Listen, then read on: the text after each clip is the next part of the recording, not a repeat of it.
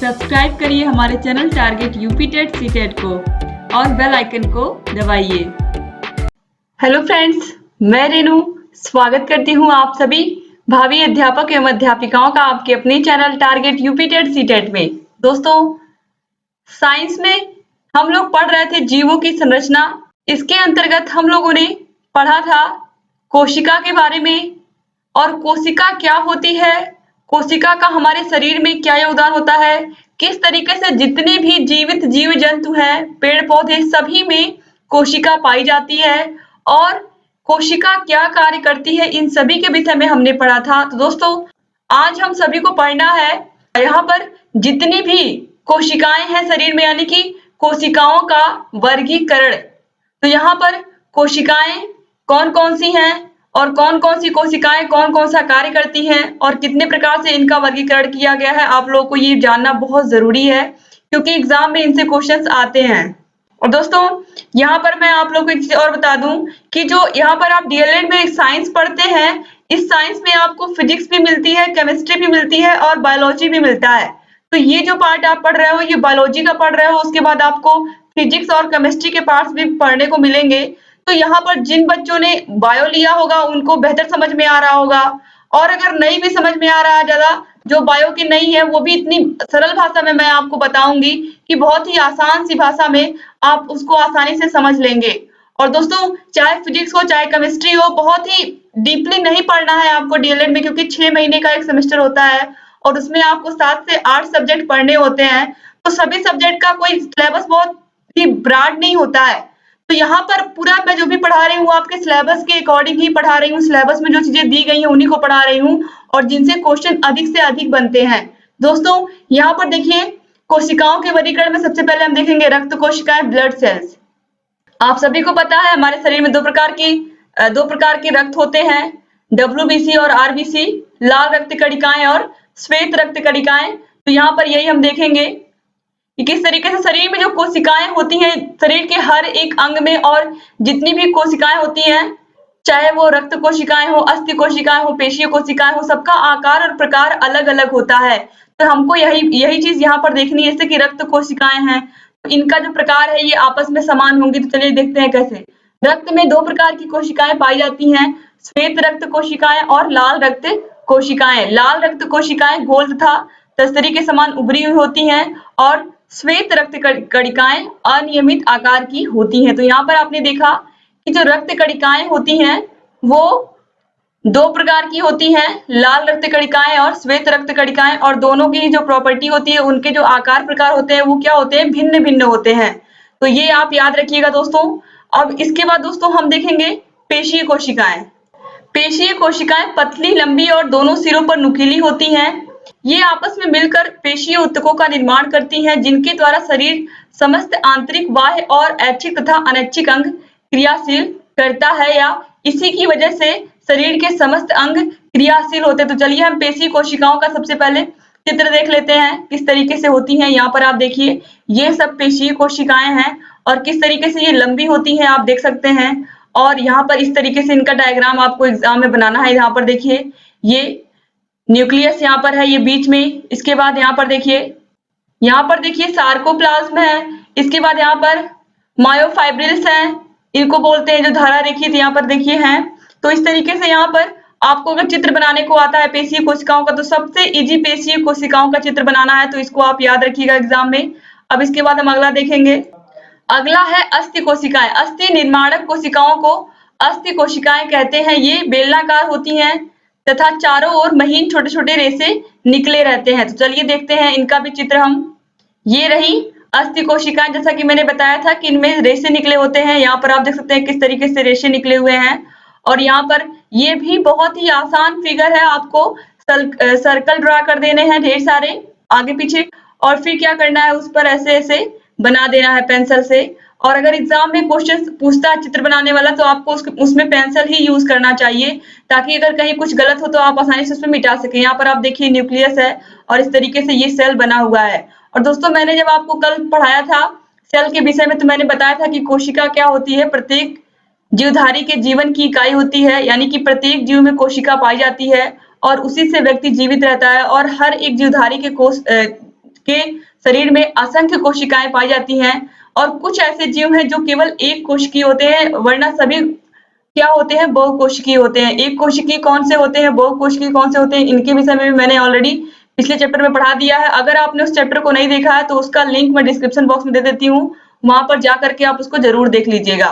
क्योंकि अगर आप लगातार सभी चैप्टर को पढ़ते हुए जाएंगे, और चूंकि ये जो चैप्टर है ये कोशिका से रिलेटेड है, जीवन, यहाँ पर जीवन के लिए कोशिका कितनी महत्वपूर्ण होती है इसके विषय में मैंने वहां पर पूरा चर्चा किया है, तो उसको भी आपको देखना बहुत जरूरी है और आपके एग्जाम की दृष्टि से भी ये चैप्टर बहुत ही महत्वपूर्ण है। तो इसलिए आप लोग इसको अच्छे से और सीरियसली पढ़िए। अब यहाँ पर दोस्तों देखिए, इसके बाद आती है तंत्रिका कोशिकाएं, नर्वस सेल। तंत्रिका कोशिका की संरचना शरीर की अन्य कोशिकाओं से काफी अलग होती है। प्रत्येक तंत्रिका कोशिका के दो भाग होते हैं। ऊपरी भाग चौड़ा तथा असमान आकार का होता है जिसे कोशिका पिंड कहते हैं। इसमें केंद्रक होता है। तो चलिए हम देख लेते हैं तंत्रिका कोशिकाओं की संरचना कैसी होती है। यहाँ पर आप देखिए सबसे बड़ी संरचना, जैसे एक पेड़ होता है, बस आप पेड़ की तरह समझिए, सेम पेड़ की तरह यहाँ पर ये होता है। आप देख सकते हैं, आप देखिए किस तरीके से ये बना हुआ है, इसमें केंद्रक है और इस तरीके से ये एक लंबे पेड़ की आकृति की तरह आपको दिखेगा। ये पूरा यहाँ पर नर्वस सेल आप देख सकते हैं।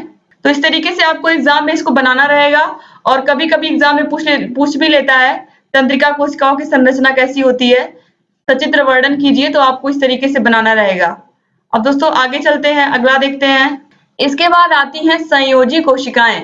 संयोजी कोशिकाएं आपस में मिलकर संयोजी ऊतकों का निर्माण करती हैं जो शरीर के सभी अंगों को एक दूसरे से जोड़ने का काम करती हैं।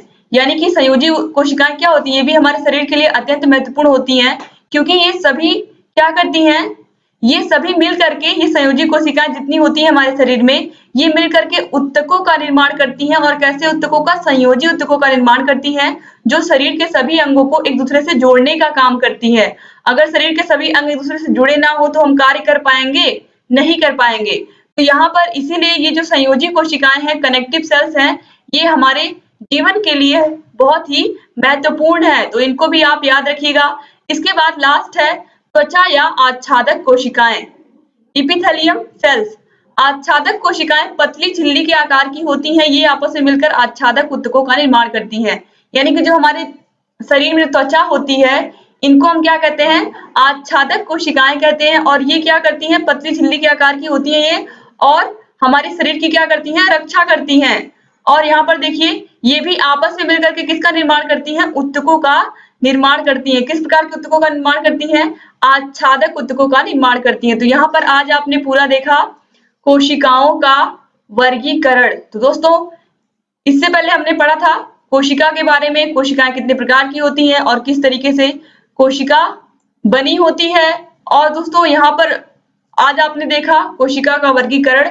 अब इसके बाद हम पढ़ेंगे ऊतक के दोस्तों इसके बाद हम पढ़ेंगे कोशिका में क्या क्या होते हैं और किस कोशिका किन किन चीजों से मिलकर के बनी होती है, ये भी आपको जानना बहुत जरूरी है। कोशिका में कौन कौन से अंग पाए जाते हैं और कैसे कोशिका का निर्माण होता है।